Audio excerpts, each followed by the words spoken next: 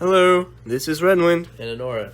and this time we're back with the video about two-handed melee weapons. The last video we did was on one-handed melee weapons. And the two-handed melee weapons are very different than the one-handed melee weapons. The one-handed melee weapons are very unobtrusive. They don't change the way that you need to play when you're holding them. But the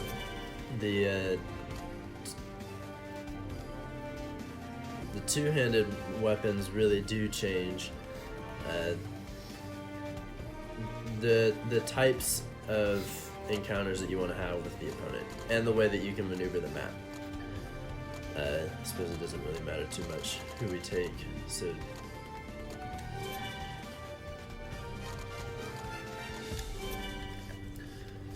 and this is going to be the same as the one-handed melee weapons. If you saw that one, you know the drill. We're just going to disappear for a minute while we get all of the items together and collected in one spot so we can show them all at the same time. So we'll be right back.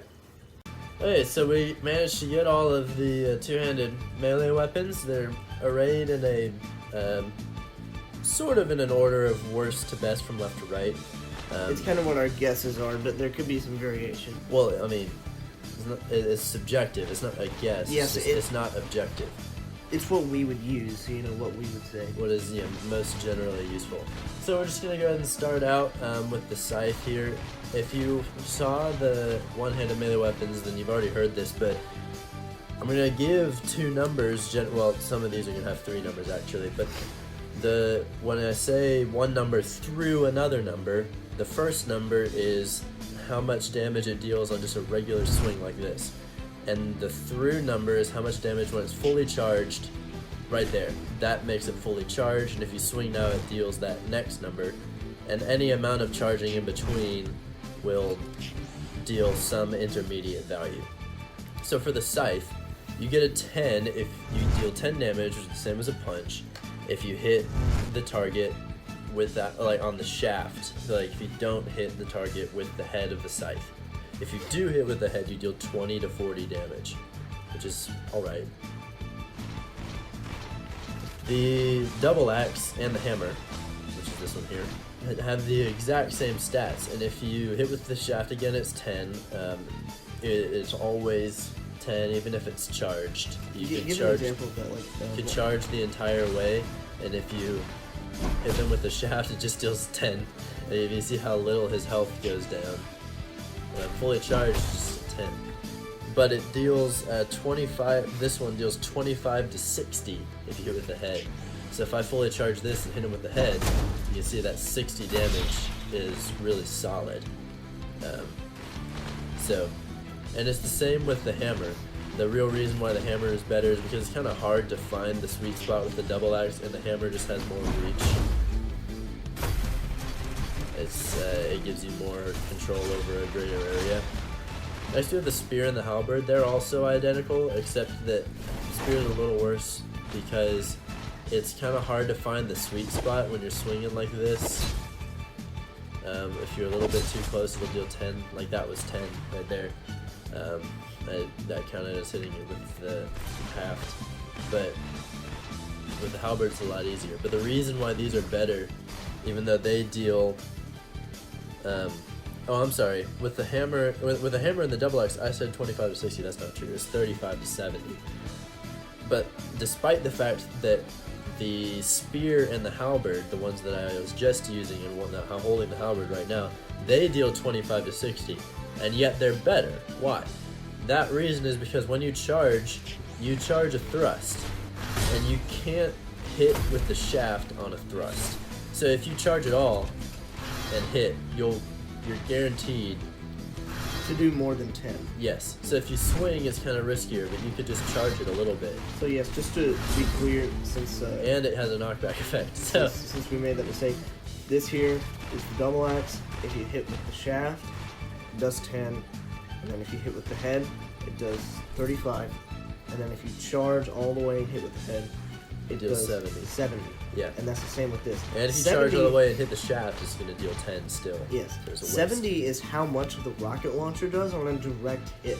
It's the highest single damage, except so far seen in the game. Haven't gone into powers yet for all of the characters. Haven't finished that dynamiting yet. We're actually hardly even started it. But from all the weapons, the highest damage ever dealt is 70. For reference, a regular mech on the ×1 hit point level setting is 400. Yeah, so you're doing 70. That's really good. We play with double the amount of health because we like it. It takes longer to kill the other person. Leaves more room for comebacks and stuff. We play with twice as many weapon drops because we really like it that way. It increases the variability and the dynamic of the game. But if you are swinging with one of these, especially with the spear, the halberd is fine. It's hard actually to hit with the shaft on a regular swing with the halberd. With the spear, it's hard to find the sweet spot. With the spear, you want to charge just a little bit before all your swings. Rather than swinging like this, you want to just charge a little bit and swing like that. It doesn't take hardly any longer. And it doesn't use any more overheat either. Now these next ones are the best. And that's because you can't hit with the shaft on them. Redmond, if you'll show us. The Katana is the worst of them, but it's still good. It deals 20 to 40 damage. When you're guaranteed on a hit to deal more than 10, that's already better generally. It's already generally better than using your fists. So even though, these two over here can do up to 70 damage, which is the highest single damage in the game, outside of character specifics. Potentially. Yeah. It's really hard to hit with those attacks. Yeah, so this one just runs, you just run up to someone and you swing it. You get really steady damage. 4 times, which normally if you hit someone twice, they're probably not going to be able to avoid 2 more hits. Well, if you have enough overheat left. Yeah, if you overheat, then that's different. But so you should be able to hit someone 4 times if you've already hit them, twice. So if you hit someone 4 times in total, you're dealing 80 damage. Yeah, which is just as much as you'd be putting in a bunch of effort to hit someone like this and probably miss. It's actually more. So yeah. Because the other person's gonna know that you want to deal him 70 damage, and they're just gonna dash out of the way. I didn't even see him coming, and he still missed. Yeah. So well, I also didn't have locked. You lock on, yeah, but I didn't have fine. locked already. That makes up for the fact that I wasn't looking. Yes, it does. This here is the quarterstaff. You see what I'm holding right here, the quarterstaff is objectively better than the katana. It's got a little more reach. It also has a thrust, which is nice for the knockback effect when you just charge it a little bit. But it does 20 to 50 damage, so it's just better in every way than the katana. It has more reach. It has a better charge attack. Has a better maximum. The thrust is just the best type of charge attack. So, but then we get to the ultimate best weapon in the game, the Claymore. It deals 25 to 50 damage. And it's got solid reach and a sweeping swing. It doesn't have a thrust, unfortunately, so I suppose you could make a potential argument for the quarterstaff, but just look, the 25 damage, that's 100 damage he dealt in those 4 swings. 4 swings is pretty solid. So, I'm gonna go see if I can find another one. There is another one. Yeah, It's over there. Yeah, I have to come up some. I'm just gonna show the charge attack. Yeah. What? Oh, you're up there. Yeah, and the last thing that we're going to show in regard to two-handed weapons Oh, yeah, okay, I forgot about this. is the combination of 2 one-handed weapons, and I feel like that does qualify. Pick up your frying pans. And I feel like that does qualify in the two-handed weapons video because this is just as viable as having a two-handed weapon. And you'll see with the frying pans, it's just ridiculous. So if we lock onto each other, no dashing, just to give us.